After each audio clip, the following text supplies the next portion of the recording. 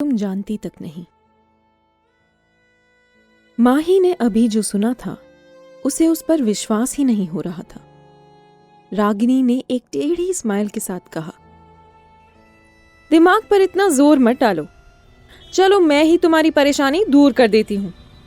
Radisson hotel की party में उस रात जब तुम युवराज के साथ चिपक कर डांस कर रही थी, तब मुझे तुम पर बहुत गुस्सा आ रहा था। तुम जैसे छोटे शहरों की लड़कियों का मकसद ही होता है अमीर घर के लड़कों को फंसाना।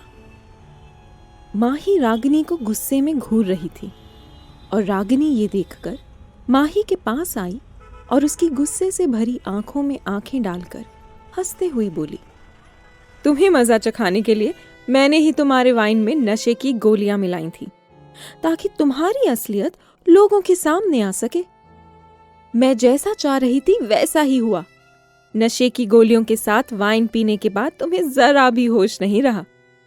तुमने नशे की हालत में पूरी रात एक ऐसे इंसान के साथ बिताई जिसे तुम जानती तक नहीं। माही शॉक्ड थी, लेकिन रागिनी को मजा आ रहा था। उसने ताना मारते हुए कहा, तुम्हें क्या लगा वो इंसान युवराज था? मैंने नशे की हालत में तुम्हारे अंदर लगी आग को शांत करने के लिए होटल में एक लड़के को पैसे दिए थे। जब तुम नशे में थी वो तुम्हें होटल के कमरे में ले गया और जैसा मैंने कहा वैसा ही उसने किया। लेकिन युवराज का अच्छा दिल है ना, उसे हर बार ले डूबता है। उसे लगा कि होश में आने के बाद तुम बहुत हर्ट होगी, इसलिए उसने तुमसे ये कह दिया कि उस रात वो ही तुम्हारे साथ था।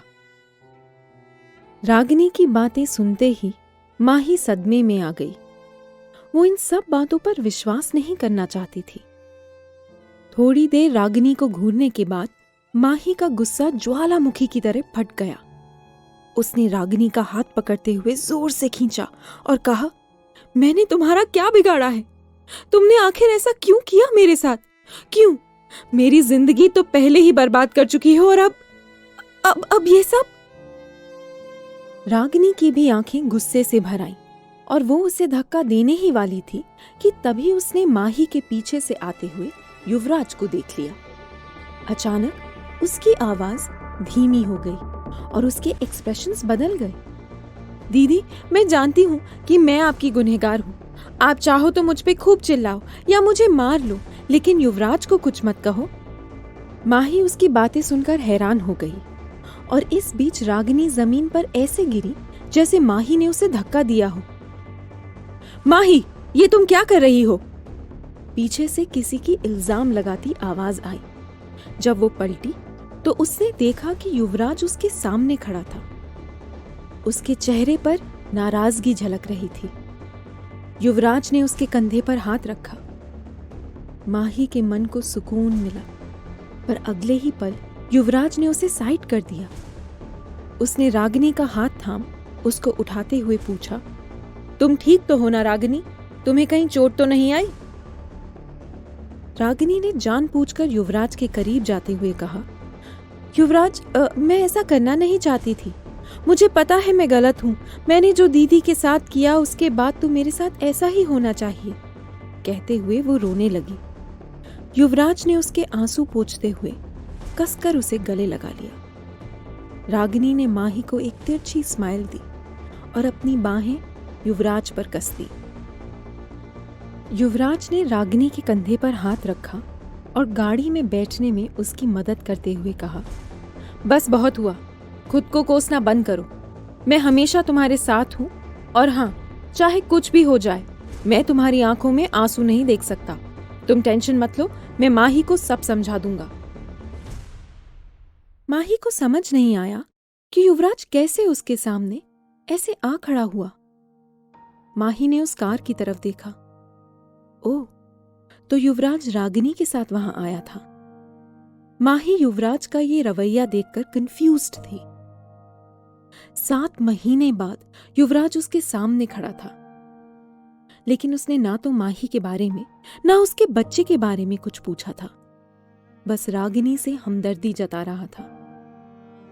माही को समझ नहीं आ रहा था कि ये आखिर हो क्या रहा है। वो हेल्पलेस महसूस कर रही थी। रागिनी को गाड़ी में बिठाने के बाद युवराज माही के पास आया और उससे ऑकवर्ड तरीके से बात करने लगा, पर माही का दिमाग तो कहीं और ही था। युवराज की बातें उसके कान में जरूर जा रही थी, लेकिन वो सब उसे मीनिंगलेस लग रही थी। युवराज उसे बता रहा था कि रागिनी के प्यार में उसे क्या क्या करना पड़ा। उसने बताया कि उसे कितना गुस्सा आया था जब उसे माही के खिलाफ रागिनी की साजिश का पता चला था, और माही के प्रेग्नेंट होने की बात सुनकर वो कितना परेशान है। अपनी गलती पर पछता रही रागिनी को उसने माफ कर दिया है। आखिर में युवराज ने कुछ ऐसा कहा जिससे माही के दिल की धड़कन थम सी गई। माही के सपनों का घर, जिसमें वो युवराज के साथ दुनिया बसाने वाली थी, बस पल भर में ही टूटकर बिखर गया। मैं तुमसे शादी नहीं कर सकता माही, उस रात की वजह से नहीं, और ना ही इसलिए कि मुझे ये बच्चा नहीं चाहिए, बल्कि इसलिए कि मैं रागिनी को धोखा नहीं दे सकता, और ना ही मैं अपने आप से झूठ बोल सकता हूं। मैं रागिनी से प्यार करता हूं।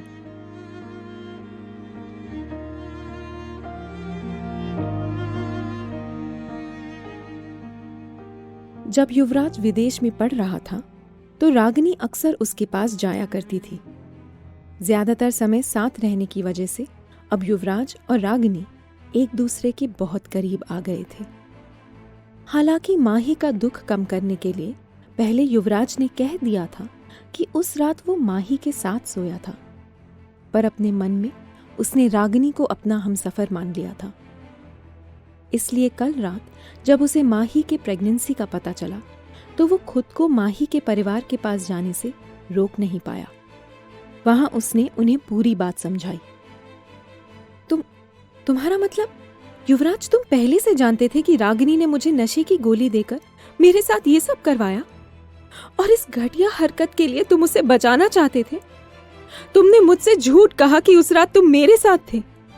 माही की आवाज तो वापस आ गई थी, पर उसकी नजरें अब भी युवराज के चेहरे पर रुक नहीं पा रही थी। ऐसा नहीं है माही, रागिनी की उम्र ही क्या है, वो अभी नादान है और जल्दबाजी में फैसले ले लेती है। मैं मानता हूं उससे गलती हुई है, पर उसे अब अपनी गलती का एहसास हो गया है। और मेरा क्या? उसने दर्द भरी नजरों से युवराज को देखा। क्या तुमने कभी सोचा है कि ये सब जानकर मुझ पर क्या बीतेगी? युवराज कुछ नहीं कह पाया। कुछ देर तक दोनों के बीच खामोशी छा गई। फिर उसने उसका हाथ पकड़कर कहा, यहां बहुत गर्मी है, चलो घर चलते हैं, वहीं आराम से बात करेंगे। माही ने युवराज का हाथ झटकते हुए कहा, मत छुओ मुझे। उसकी आंखों में आंसू थे, लेकिन वो हंस पड़ी। एक पल में माही की पूरी दुनिया ही बिखर गई थी। वो अब तक इन सब बातों पर विश्वास नहीं कर पा रही थी। उसको कुछ समझ नहीं आ रहा था कि वो कैसे रिएक्ट करे। उसे लगा जैसे उसकी पूरी जिंदगी एक मजाक थी। माही एक बार अपने स्कूल की तरफ से एक स्टेज शो करने मुंबई आई थी। वहीं वो युवराज से मिली। दोनों की दोस्ती हुई और कुछ ही दिनों में दोनों एक दूसरे के बेस्ट फ्रेंड्स बन गए। उसे युवराज से पहली नजर में ही प्यार हो गया था। स्कूल खत्म होने के बाद वो अपने कॉलेज की पढ़ाई मुंबई में करना चाहती थी। उसे बड़े शहरों की चकाचौंध पसंद नहीं थी। उसे डर लगता था कि कहीं वो इन भीड़भाड़ वाले बड़े शहरों में अकेली ना पड़ जाए। इस भीड़ में वो खुद को खोना नहीं चाहती थी, लेकिन युवराज के लिए वो अपने मन को मनाकर मुंबई आ गई। माही बहुत खूबसूरत थी। वो बचपन से ही अपने स्कूल के हर प्ले में पार्टिसिपेट करती थी। वो स्टेज पर परफॉर्म करने और एक्टिंग के लिए बहुत पैशनेट थी। एक्ट्रेस बनने के सपने मन में लिए माही ने मुंबई के अंधेरी में रंगशिला थिएटर ग्रुप ज्वाइन किया। एक स्टेज शो के दौरान माही और रागिनी साथ में परफॉर्म कर रहे थे। रागिनी के पापा मिस्टर सिन्हा इस शो को स्पॉन्सर कर रहे थे। शो खत्म होने के बाद सब माही की एक्टिंग की तारीफ करने लगे और तभी मिस्टर सिन्हा उसके पास आए। बातों बातों में उन्होंने माही के बारे में उससे सब इंफॉर्मेशन ले ली। मिस्टर सिन्हा को जब ये बात पता चली कि माही कितनी मुश्किलों से अपना करियर बनाने की कोशिश कर रही है, तब उन्होंने माही से कहा, माही बेटे, मुंबई शहर बहुत बड़ा है और यहाँ पर टिकना बेहद मुश्किल, लेकिन ये शहर उन्हें बहुत कुछ दे जाता है जो तुम्हारी तरह टैलेंटेड है। अगर तुम इसी तरह मेहनत करोगी तो एक दिन बॉलीवुड में अपनी पहचान बना लोगी। लेकिन इस शहर में सर्वाइव करना अपने आप में एक बहुत बड़ा चैलेंज है। तुम चाहो तो मैं इसमें तुम्हारी मदद कर सकता हूं। तुम रागिनी की बड़ी बहन बनकर हमारे साथ रह सकती हो। वो एक पल के लिए रुककर माही के चेहरे के एक्सप्रेशंस देखने लगे, फिर बोले, मुझे पता है तुम्हारे पेरेंट्स फाइनेंशियली कमजोर हैं, लेकिन तुम टैलेंटेड हो। तुम मेरी बेटी की बड़ी बहन बनकर उसे गाइड करना। माही ने इस बात पर बहुत देर तक सोचा। उसके दिमाग में कई ऐसे सवाल थे जिसके जवाब मिस्टर सिन्हा के प्रपोजल में थे। वो जानती थी कि वो अगर इस तरह से स्ट्रगल करेगी तो उसे अपने सपनों को पूरा करने में बहुत वक्त लग जाएगा, और उसकी सबसे बड़ी कमजोरी युवराज था। उसने इन सभी चीजों पर सोचकर अपनी लाइफ में एक शॉर्टकट ले लिया। वो सिर्फ और सिर्फ अपने सपनों को पूरा करना चाहती थी। वो अपने प्यार को किसी भी हाल में पाना चाहती थी। वो मिस्टर सिन्हा के परिवार में शामिल हो गई। प्यार में पागल माही इन बड़े घर के लोगों को इम्प्रेस करने में लग गई। माही हर वो चीज करती जिससे वो उस फैमिली का ही हिस्सा लगे। उसने अपने पहनावे से लेकर लाइफस्टाइल तक सब बदल दिया। युवराज भी तो यही चाहता था। ये सब उसने युवराज को और अपने सपनों को पाने के लिए किया था। लेकिन इतना सब करने के बाद भी रागिनी ने उसे कभी अपने करीब नहीं आने दिया। ना ही उसने किसी और फैमिली मेंबर को माही से इम्प्रेस होने दिया। रागिनी हर बार माही के लिए नई प्रॉब्लम खड़ी कर देती। उसने एक एक कर माही के एक्टिंग रोल्स भी छीन लिए। माही मिस्टर सिन्हा के एहसानों तले दबकर ये सब इग्नोर करती रही। वो दिन भर युवराज के साथ टाइम स्पेंड करने के सपने देखती रही। युवराज के एक कॉल से माही का दिन बन जाता। वो घंटों उसके एक मैसेज का इंतजार करती रही। युवराज भी माही की केयर करता था। माही जब लेट नाइट तक शूटिंग पर रहती तो युवराज उसे पिकअप करने पहुंच जाता। युवराज के लिए उसका प्यार उसके जिंदा रहने की वजह बन गई थी। वो युवराज के सामने अपने प्यार का इजहार करना चाहती थी, पर उसकी हिम्मत नहीं होती।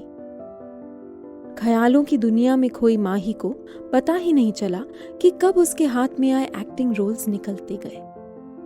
लेकिन युवराज के साथ जिंदगी बिताने की चाहत में उसने अपने सपनों को भी पीछे छोड़ दिया। इतना सब करने के बाद उसे आज क्या मिला?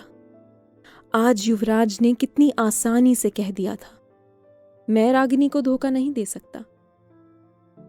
रागिनी ने माही की पहचान चुरा ली थी और आज उसने उससे उसका प्यार भी चुरा लिया।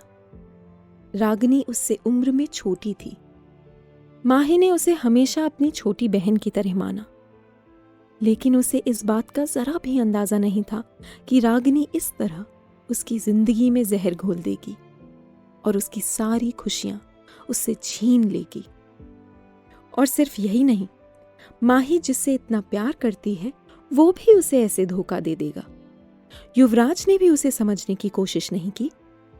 माही को अब उन लोगों के साथ खड़े रहना एक पल भी गवारा नहीं था। वो वहां से जाने लगी। युवराज अपने ख्यालों में खोई माही को खुद से दूर जाते हुए देख रहा था। वो उसके पीछे जाकर उसे रोकने वाला था, पर रागिनी ने उसका हाथ पकड़ लिया। कहां जा रहे हो युवराज? जाने दो उसे, शी इज नॉट इंपॉर्टेंट। युवराज ने एक बार सफाई देने की कोशिश की। रागिनी, समझने की कोशिश करो, वो प्रेग्नेंट है। रागिनी ने तीखी नजर से युवराज को देखा। वो तुम्हारा बच्चा तो है नहीं, फिर उसके लिए क्यों परेशान हो रहे हो? तभी सड़क पर एक तेज आवाज आई। माही की बॉडी हवा में उड़ती हुई तेजी से सड़क पर गिर गई। किसी ने चिल्लाकर कहा, कोई बचाओ, मदद करो, प्रेग्नेंट लड़की को गाड़ी ने टक्कर मार दी है। माही रोड पर पड़ी थी। उसकी नजरें धुंधली हो रही थीं। उसे बस 2 जानी पहचानी परछाइयां सी दिखी। उसे तेज दर्द हो रहा था और वो धीरे धीरे अपना होश खो रही थी। उसने पलकें झपकाई और माथे से टपकता खून उसकी आंखों में उतर आया। अंधेरा छा रहा था, जैसे सब कुछ खत्म हो गया हो।